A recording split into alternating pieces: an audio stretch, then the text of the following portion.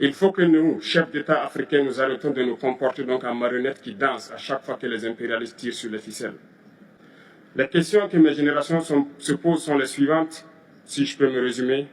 C'est de ne pas comprendre comment l'Afrique, avec tant de richesses sur notre sol, avec une nature généreuse, de l'eau, du soleil en abondance, l'Afrique est aujourd'hui le continent le plus pauvre.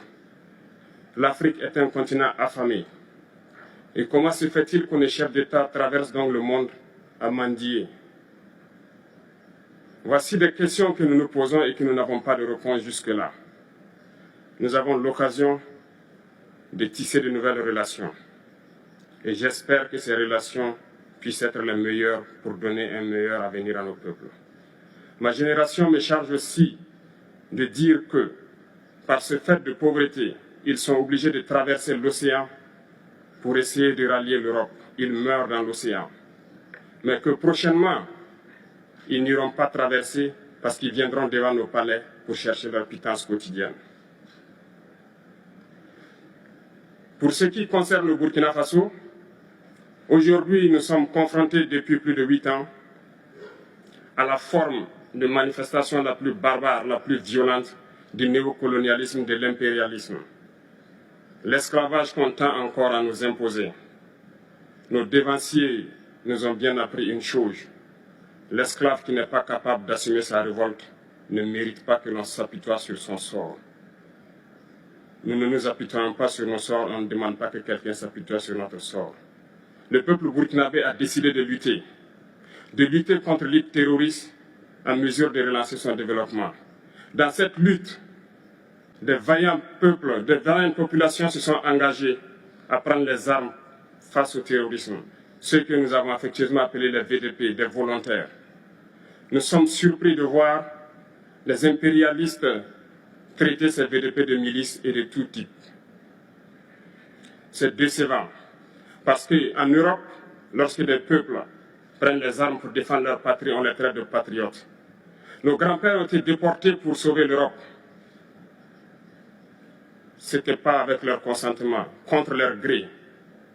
Et bien au retour, on se rappelle bien qu'à Tiaroy, lorsqu'ils ont voulu revendiquer leurs droits élémentaires, ils ont été massacrés. Cela ne fait rien donc. Lorsque nous, peuple, nous décidons de nous défendre, on nous traite de milices. Mais là n'est pas le problème.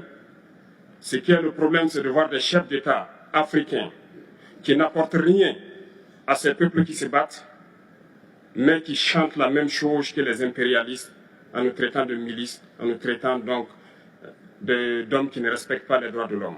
De quels droits de l'homme parle-t-on? Nous nous offusquons contre cela et c'est honteux. Il faut que nous, chefs d'État africains, nous arrêtons de nous comporter donc en marionnettes qui dansent à chaque fois que les impérialistes tirent sur les ficelles. Hier, le président Vladimir Poutine a annoncé donc l'envoi de céréales en Afrique. Nous sommes bien contents. Nous lui disons merci pour cela. Mais aussi, c'est un message passé à nous, chefs d'État africains, parce qu'au prochain forum, nous ne devrons pas venir ici sans avoir assuré, pour ceux qui ne connaissent pas la guerre, l'autosuffisance alimentaire de nos peuples.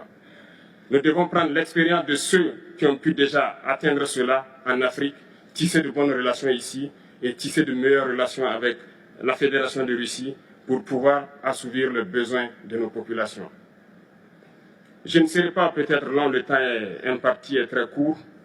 Nous sommes obligés de nous arrêter à un moment donné.